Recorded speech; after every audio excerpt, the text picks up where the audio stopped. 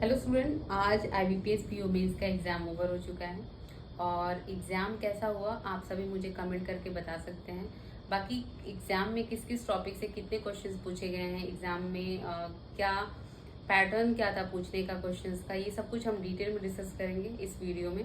तो सबसे पहले हम देखेंगे सीक्वेंस क्या था, किस सब्जेक्ट को पहले देखा गया एग्जाम में। तो सबसे पहले रीजनिंग सेक्शन दिखा आपको, फिर करंट अफेयर्स, देन इंग्लिश और फिर लास्ट में इस बार क्वांट देखने को मिला है। अब सबसे पहले अपने सेक्शन की बात करते हैं, रीजनिंग की बात करते हैं। तो रीजनिंग जो है वो लेंदी था लेकिन डुएबल था, टाइम टेकन था लेकिन बहुत सारे क्वेश्चंस डुएबल थे। सबसे पहले अगर हम बात करें जो कि सेक्शन आपका काफ़ी इंपॉर्टेंट सेक्शन है, वो है पजल और सिटिंग अरेंजमेंट। प्रीलिम्स में भी इसका काफ़ी वेटेज होता है और मेंस में भी इसके बहुत अच्छे वेटेज होते हैं। तो इसके लिए आपको बहुत सारे प्रैक्टिस की जरूरत होगी। जिन बच्चों ने काफ़ी मॉक दिए होंगे, काफ़ी प्रैक्टिस किए होंगे, क्लासेस अटेम्प्ट किए होंगे, उनके आई होप कि बहुत अच्छे एग्जाम हुए होंगे क्योंकि क्वेश्चंस डुएबल थे। पजल जो आपका था, यहाँ पे सबसे पहला क्वेश्चन पजल देखने को मिला जो कि 3 वेरिएबल के साथ था। पर्सन्स नाम दिया हुआ था, पर्सन्स के ए से लेके एफ तक, और ये किस स्टेट से बिलोंग करते हैं और ये किस स्पोर्ट्स को चूज करते हैं। तो ये वेरिएबल था। 2 मार्क्स के क्वेश्चंस थे और 5 क्वेश्चंस दिए गए थे, यानी यहाँ पे आपके 10 नंबर के क्वेश्चंस इजीली डुएबल थे, आप कर सकते थे। अब सेकेंड हम बात करते हैं, सर्कुलर बेस्ड आपका सीटिंग अरेंजमेंट था जिसमें आपके 8% की सीटिंग थी और इससे भी 5 क्वेश्चंस पूछे गए थे, 2-2 मार्क्स का ये क्वेश्चन था। तो इसमें एक था कि ये कंडीशन बेस्ड था क्योंकि यहाँ पे एक सर्कुलर बेस्ड सीटिंग थी और दूसरा जो था वो लीनियर बेस्ड था। इसमें जो 8% थे, इसमें 4% की फेसिंग इनसाइड थी और 4% की फेसिंग जो है आउटसाइड थी। सबसे पहले जो इसमें कंडीशंस दिए हुए थे, circular based seating arrangement solve करने के बाद 3 कंडीशन दिए हुए थे जो कि आपको अप्लाई करने थे लीनियर रो पे। फर्स्ट कंडीशन आपका उसमें ये था कि जो सीटिंग अरेंजमेंट, जो पर्सन की सीटिंग सर्कल में इमीडिएट नेबर्स एक दूसरे के होंगे, वो सेम टू सेम पर्सन आपके लीनियर में एक दूसरे के नेबर्स नहीं होंगे। सेकंड कंडीशन की अगर हम बात करें तो इसमें इनका फेसिंग अपोजिट डायरेक्शन में होगा अगर सर्कल से कंपेयर किया जाए तो। जैसे फॉर एग्जांपल अगर ए की फेसिंग सर्कल में इनसाइड है तो उसी पर्सन की फेसिंग लीनियर में आउटसाइड होगी। थर्ड कंडीशन की बात करें तो जो इसमें वॉवेल था वो कॉन्सोनेंट के राइट में नहीं बैठेगा अगर कॉन्सोनेंट का जो फेसिंग है वो साउथ डायरेक्शन की तरफ होगा। तो ये 3 कंडीशन आपके उसमें फुलफिल होने चाहिए थे लीनियर रो में जो पर्सन सिटिंग करेंगे। इसके अलावा अगर हम बात करें तो तीसरा जो था, एक वर्ड फॉर्मेशन का क्वेश्चन दिया हुआ था, 2 मार्क्स का था, एक ही क्वेश्चन था। इसके अलावा कोडिंग डिकोडिंग का क्वेश्चन था जिसमें आपके लॉजिक जो थे वो सिंबल और अल्फ़ाबेट्स में दिए थे, लॉजिक आपको फाइंड आउट करना था। और इसमें जो है आपके 4 क्वेश्चंस देखने को मिला है, सिलॉक्स के एक भी क्वेश्चंस देखने को नहीं मिले हैं।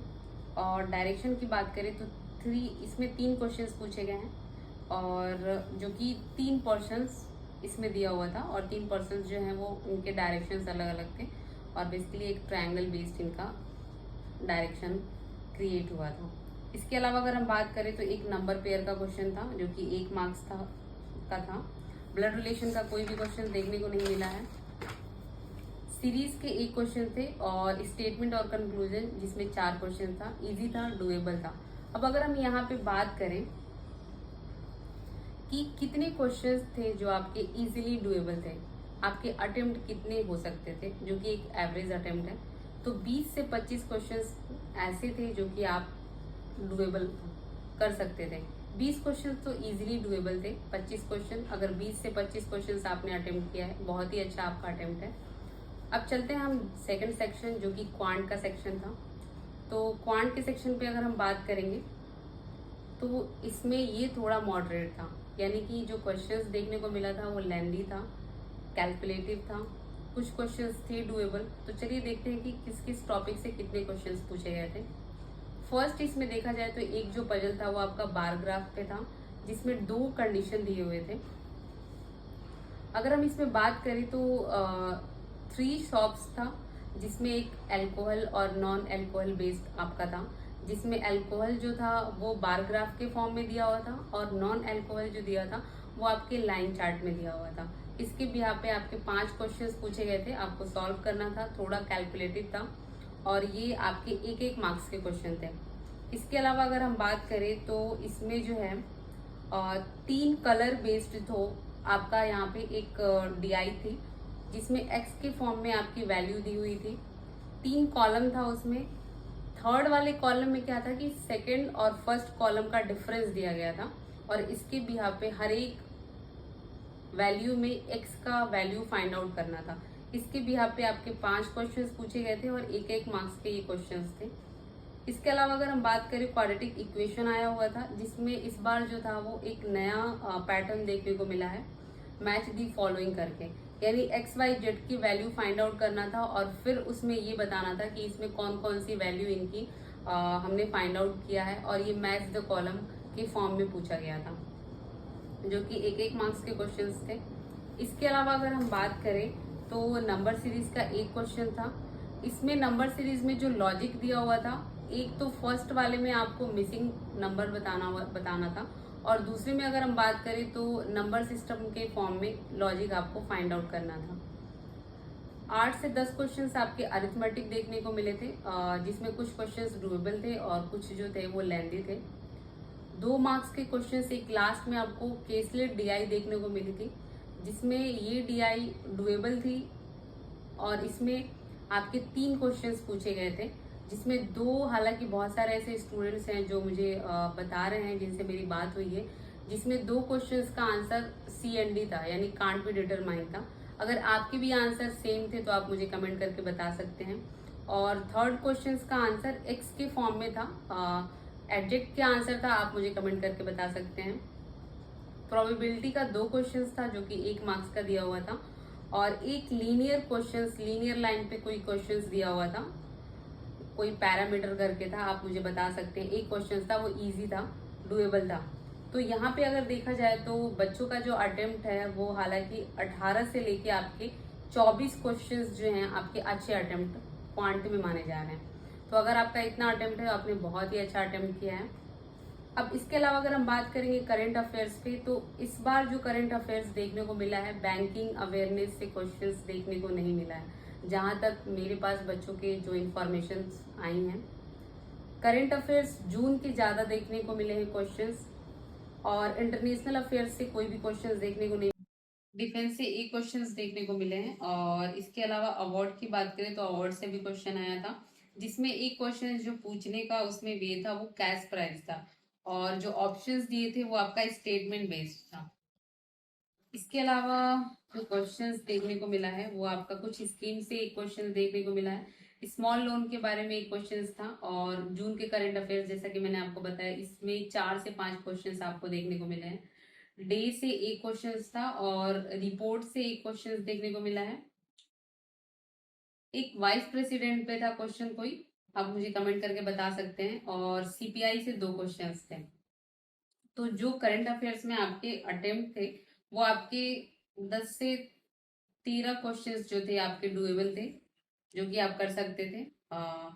जिनका भी इतना अटेम्प्ट है, अच्छा अटेम्प्ट है आपका। इसके अलावा अब हम चलते हैं इंग्लिश सेक्शन पे। तो इंग्लिश सेक्शंस जैसा कि मेरी बच्चों से बात हुई है, इंग्लिश सेक्शंस काफी उनका अच्छा गया है, बोल रहे हैं कि क्वेश्चंस बहुत अच्छा था और सारे ही डुएबल थे। अगर आपके पास टाइम आप मैनेज आपने अच्छे से किया होगा तो हर एक क्वेश्चंस डुएबल थे।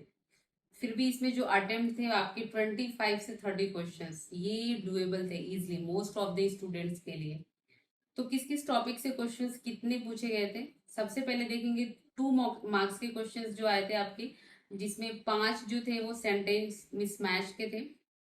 यानी कि इसमें क्या था कि 5 जो सेंटेंस दिया हुआ था और एक सेंटेंस ऐसा था उसमें से वो मिसमैच था, वो आपको फाइंड आउट करना था। ये 2-2 मार्क्स के क्वेश्चंस थे। क्लोज टेस्ट का क्वेश्चन था जो कि पैराग्राफ बेस्ड था आपका यहाँ पे, यानी कि पैराग्राफ को फिल इन द ब्लैंक पे फिल करना था। और इसके अलावा अगर हम बात करें तो 2 आरसी थी, एक आरसी में 7 to 8 क्वेश्चंस थे और दूसरे वाले आरसी में आपके 3 क्वेश्चंस थे और इसमें कोई भी सिनोनिम्स और एंटोनिम्स क्वेश्चंस देखने को नहीं मिला है। इसके अलावा अगर हम बात करें तो रीअरेंजमेंट के भी क्वेश्चंस थे, जिसमें 5 क्वेश्चंस दिया हुआ था, यानी कि 5 स्टेटमेंट बेस्ड था। इसको अरेंज करना था, 2-2 मार्क्स के ये क्वेश्चंस थे। करेक्टर्स के 3 से 4 क्वेश्चंस थे जो कि इजी था। और ऐसे अब ऐसे की बात करते हैं। हालांकि अब हमने इसमें बता दिया है कि इंग्लिश में कितने आपके गुड अटेम्प्ट होने चाहिए। तो इसमें आपके वही 25 से 30 क्वेश्चंस आपके बहुत इजीली अटेम्प्ट हो जाएंगे, क्योंकि अच्छा खासा टाइम भी मिला हुआ था इसमें। अब इसके अलावा जो कि आपका ऐसे और लेटर की बात करें तो इस बार लेटर देखने को नहीं मिला है, जैसा कि आपको पहले ही नोटिफिकेशन में बता दिया गया था कि इस बार जो थी वो आपको आरसी देखने को मिली होगी। ऐसे में अगर हम बात करें तो जो टॉपिक था, एक तो बायोडाइवर्सिटी पे था, जिसमें कंसर्न आपको बताना था। और दूसरा जो था वो पब्लिक डिस्क्लोजर से रिलेटेड था, जिसमें गवर्नमेंट की कुछ चीजें थी उसमें, और बेसिकली उसमें ये डिस्कशन करना था कि ये चीजें कितनी सही है, किस हद तक इसमें इसके एडवांटेज, इसके डिसएडवांटेज क्या क्या थे, ये सारी चीजें आपको बतानी थी। इसके अलावा जो सेकंड था टॉपिक वो आपका आरसी पे था, जो कि कंट्री बेस्ड था, कंट्री के नाम दिए हुए थे।